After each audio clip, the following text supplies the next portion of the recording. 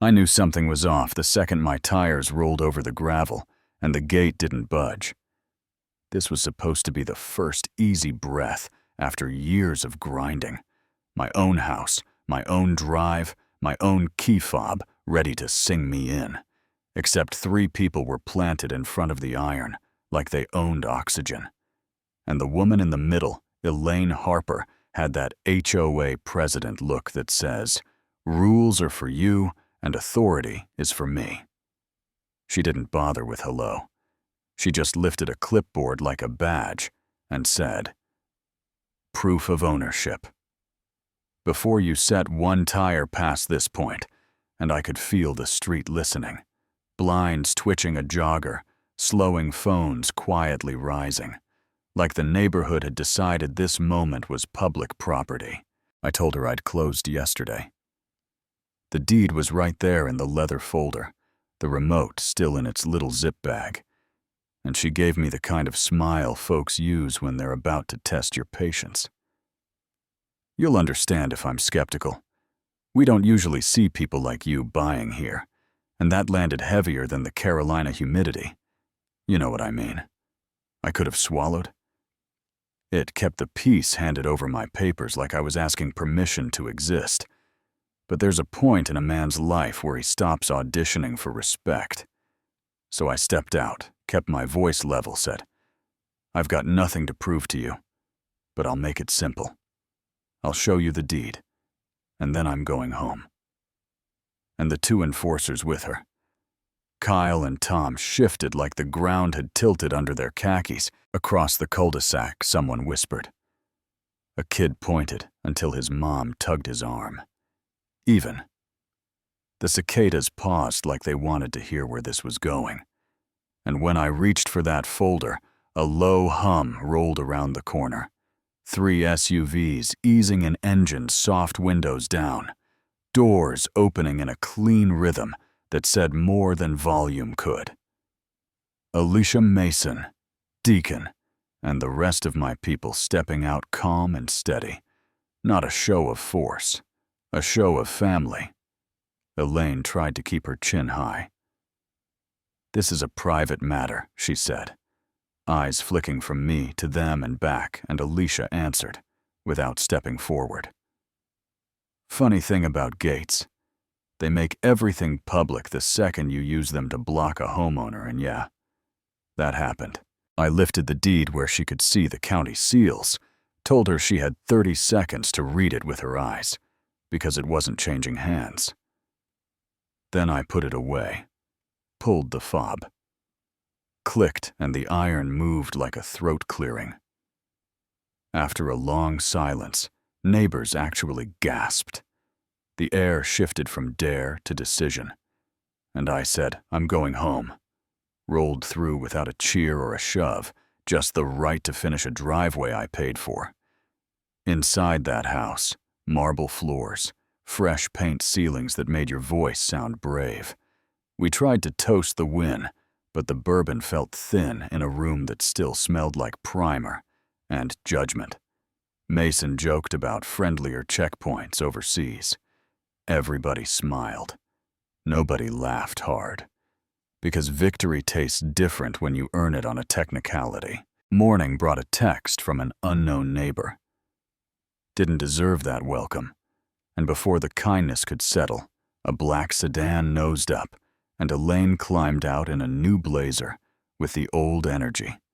The board met, she said, rapid and crisp violations, to discuss overnight vehicles, a gathering without notice, and my favorite display of military equipment, which I guess is how you label human beings when you want to make them sound like a threat.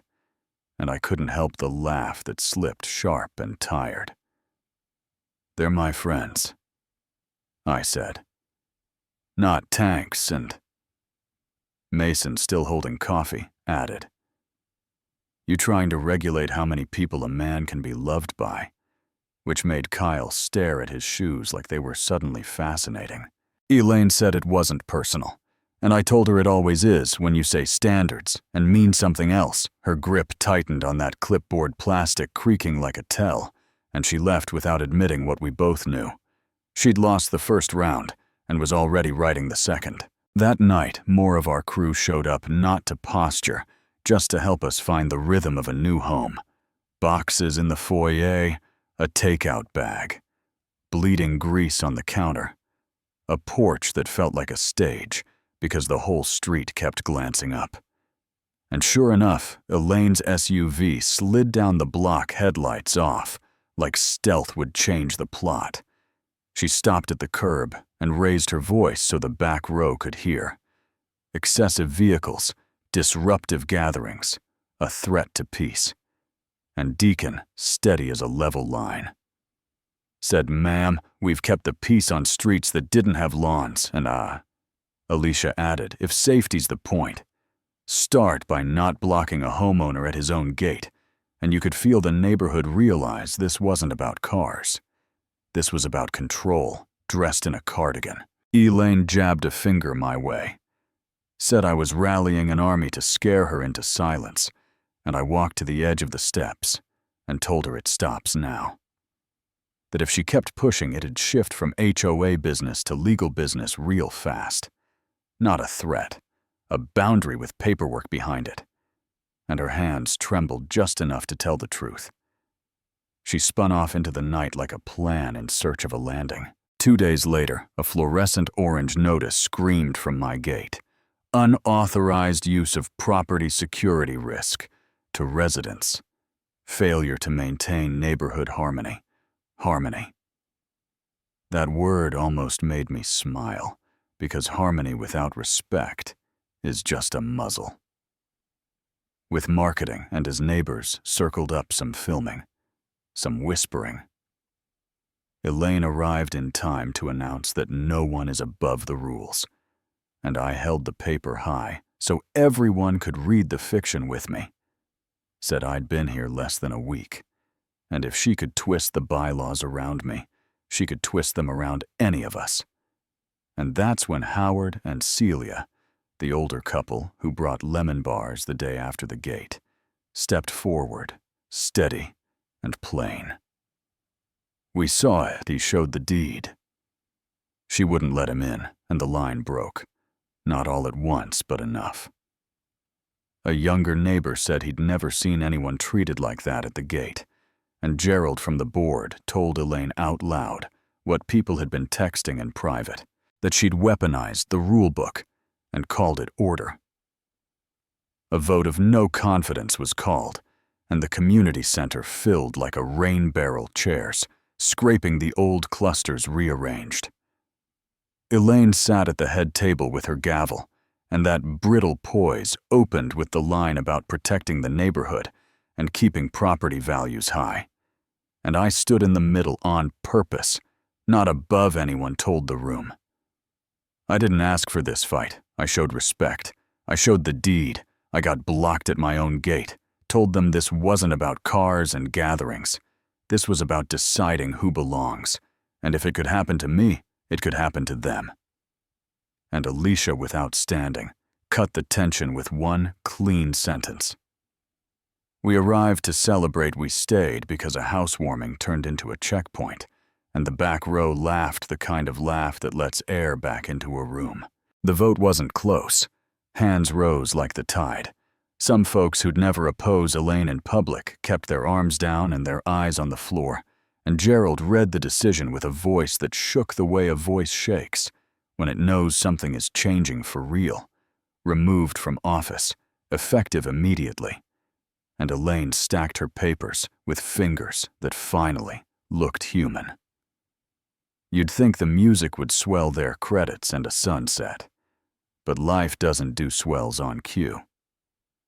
The next day brought a neutral email about interim leadership and committee interest. 2 neighbors who'd voted to keep Elaine walked across the street not to apologize, just to introduce themselves.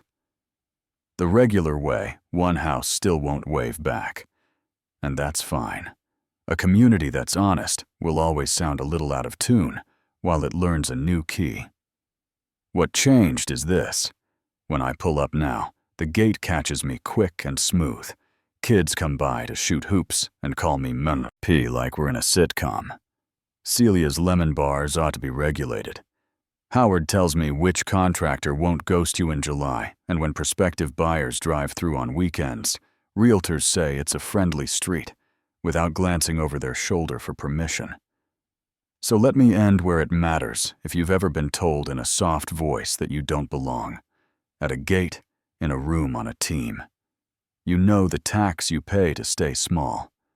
So other people feel big, and you know. The day you stop paying it. Sometimes that day looks like pressing a little black fob and letting iron move. Sometimes it looks like inviting your people to stand beside you, so nobody gets to rewrite your story while you're standing in it. Sometimes it looks like learning the rules better than the person who's been using them as a weapon, and then saying with a steady voice, not anymore. If that hits you where you live, do me a favor. Subscribe if you believe nobody should need permission to go home, and tell me in the comments. Did I do the right thing, pressing that gate and standing my ground? Should I have lawyered up first? Where's the line between standards and prejudice in your world?